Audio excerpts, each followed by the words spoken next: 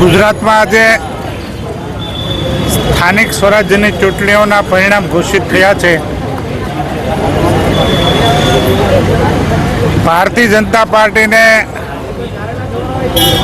પ્રચંડ બહુમતી સાથે જીત મળી છે। 2018માં ચૂંટણી થઈ ત્યારે જેટલી નગરપાલિકા હતી, તાલુકા પંચાયત હતી, તેના કરતાં પણ વધારે નગરપાલિકાઓની અંદર જીત મેળવી છે। જ્યાં પેટા ચૂંટણીઓ હતી, સુરત, અમદાવાદ સહિત બધી જ જગ્યાએ, જ્યાં પેટા ચૂંટણીઓની અંદર પણ ભારતીય જનતા પાર્ટીના ઉમેદવારો પ્રચંડ બહુમતીથી વિજયી થયા છે।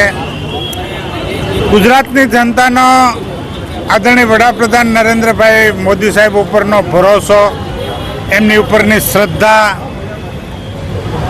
આદરણીય અમિતભાઈ શાહ સાહેબની કુશળ રણનીતિ અને માર્ગદર્શન, ભારતીય જનતા પાર્ટી ગુજરાત પ્રદેશના આદરણીય અધ્યક્ષ સી.આર. પાટીલ સાહેબની ચૂંટણીલક્ષી વ્યૂહરચના અને કાર્યકર્તાઓને મળેલું માર્ગદર્શન અને આદરણીય મુખ્યમંત્રી ભૂપેન્દ્રભાઈ પટેલ સાહેબના નેતૃત્વમાં ગુજરાત સરકારે કરેલી વિવિધ કામગીરીઓથી ગુજરાતની જનતા અભિભૂત થઈ।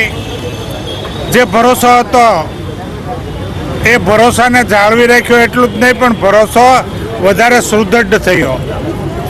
સૌ વિજેતાઓને હું આ જીત બદલ અભિનંદન પાઠવું છું। સુરતમાં પણ એક સીટની પેટા ચૂંટણી હતી।